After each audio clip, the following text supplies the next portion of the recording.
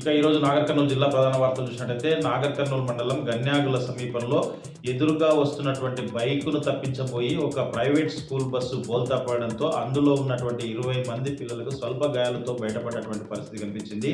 పెదకొత్తపల్లి మండలంలోని ఓ ప్రైవేట్ స్కూల్కు సంబంధించినటువంటి బస్సు గన్యాగుల గ్రామ సమీపంలో ఒక బైకును తప్పించబోయి అదుపు తప్పి పొలాల్లోకి వెళ్ళి బస్సు బోల్తా పడింది. అక్కడ ఉన్నటువంటి పొలాల్లో ఉన్నటువంటి వాళ్ళంతా కూడా హుటాహుటిన బస్సు వద్దకు చేరుకొని దాంట్లో ఉన్నటువంటి 20 మంది పిల్లలను కూడా సురక్షితంగా బయటికి తీసుకొచ్చి ఇళ్లకు పంపించినటువంటి పరిస్థితి కనిపించింది. మొత్తంగా చూసినట్టయితే ప్రమాదం పెద్ద సంఘటన జరిగినప్పటికీ స్వల్ప గాయాలతో విద్యార్థులంతా కూడా బయటపడినటువంటి పరిస్థితి కనిపించింది. అయితే అక్కడ రోడ్డు మూలమలుపు ఉండడంతో ఈ ప్రమాదం జరిగినట్టుగా మనకు తెలుస్తూ ఉంది. బైక్ను తప్పించబోయినటువంటి డ్రైవరు ఒక్కసారిగా పొలాల్లోకి వాహనం బస్సు దూసుకెళ్లడంతో అక్కడ బోల్తా పడడం జరిగింది. పిల్లలు మాత్రం సేఫ్గా ఉండడంతో అక్కడ ఉన్నటువంటి తల్లిదండ్రులంతా కూడా ఊపిరి పీల్చుకున్నటువంటి పరిస్థితి కనిపించింది.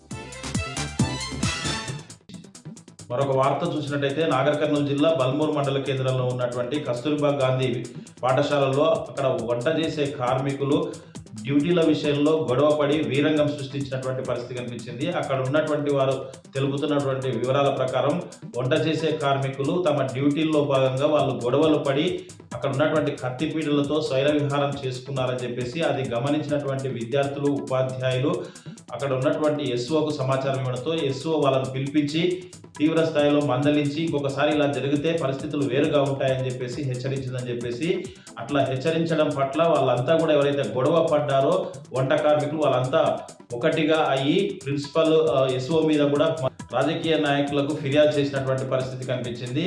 అంతేకాకుండా ఎస్ఓ తమ పైన దాడి చేసిందని చెప్పేసి కూడా వాళ్ళు ఉల్టా దాన్ని కప్పిపుచ్చుకునేందుకు ప్రయత్నం చేశారు. విద్యార్థులు అయితే చెప్తున్నటువంటి పరిస్థితి ఏంటంటే ప్రతినిత్యం కూడా వాళ్ళు తాగి వచ్చి మద్యం సేవించి అనేక బూతులు తిడుతూ సమయానికి వంటలు చేసి పెట్టకుండా ఇబ్బందులకు గురి చేస్తున్నారని చెప్పేసి ప్రతినిత్యం కూడా ఇదే కొనసాగుతుందని చెప్పేసి వాళ్ళని చాలా రోజులుగా నుంచి కూడా వాళ్ళని భరిస్తున్నామని చెప్పేసి కూడా ఎస్ఓ చెప్పినటువంటి పరిస్థితి కనిపించింది.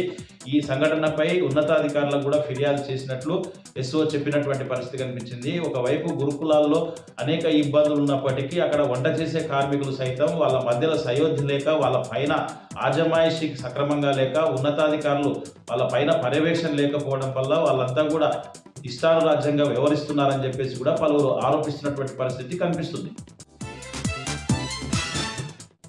మరొక వార్త చూసినట్టయితే నాగర్ కర్నూలు జిల్లా కల్వకుర్తి పట్టణంలో శ్రీ శ్రీ శ్రీ పోచమ్మ ఆలయం వద్ద ఆలయాన్ని పునర్నిర్మించి విగ్రహ ప్రతిష్ఠా మహోత్సవంతో పాటు బోనాల మహోత్సవ కార్యక్రమాలు ఎంతో అంగరంగ వైభవంగా కన్నుల పండుగగా నిర్వహిస్తూ ఉన్నారు.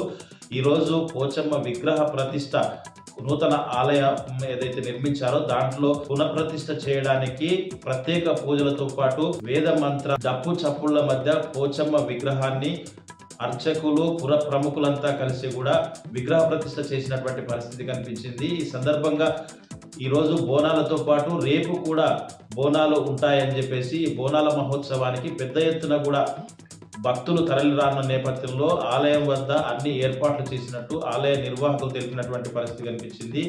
ఈ ఆలయ పునర్నిర్మాణం కోసం ఎవరైతే దాతలు సహకరించారో వారందరికీ కూడా ఆలయ నిర్వాహకులు కృతజ్ఞతలు తెలిపినటువంటి పరిస్థితి కల్వకుర్తి పోచమ్మ ఆలయం వద్ద కనిపించింది.